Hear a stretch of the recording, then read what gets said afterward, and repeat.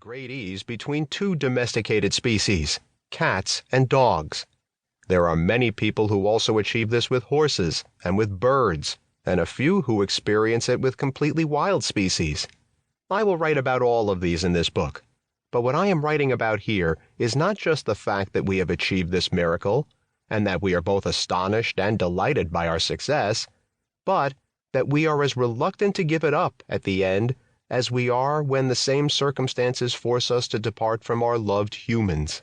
There is no greater challenge than facing the death of a beloved intimate, whether it be your mother or father, your child, your friend, your spouse, or the animal you have come to love like any other member of the family. What we see in the video of Mama's Last Hug is that it can happen even with a wild animal, and even one in captivity. Death seems to be the great leveler here, and it does not matter who mourns whom. The grief on both sides is tangible and profound. While immersed in writing this book, I had what Sigmund Freud called a big dream, that is, one freighted with significance. A woman with a bow and a quiver full of arrows suddenly appeared in front of me and my wife Layla. I knew she was the angel of death.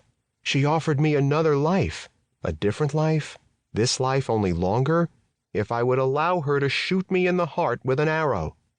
It will hurt, and there will be a lot of blood, she explained, but the outcome would be that I could continue to live for a long time. I agreed. When it would take place was unclear. Later, still in the dream, I went on a bike ride in the hills with my 23-year-old son, Elon. When my bike lost a wheel, Elon went into a cave to have it fixed, and suddenly the sky changed colors dramatically. I knew the moment had come, and I had a feeling unlike any I have ever had in real life, a mixture of terror and excitement. But even as I felt it, I knew that I would never have this feeling again. I was both at peace and also terribly frightened, because I understood that what was about to happen would be painful in the extreme. The angel of death was once again in front of me. She nodded as if to say, "The moment is here." She took a sharp arrow from her quiver, placed it on the string of her bow, drew the string back, and aimed at my heart. I steeled myself for the blow. This is it, I thought. This is the most important moment of your life. I was as frightened as I have ever been, but I was also intensely curious as to how it would play out.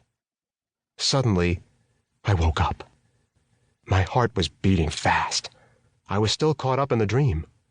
What struck me as unique was not the bargain, but the feeling I had when the angel of death came for me the second time and the sky changed.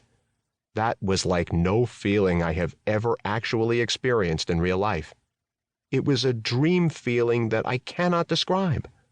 I could remember the feeling, though it began to fade as the day progressed, but I am at a loss to put it into words or to compare it to anything else I have ever felt.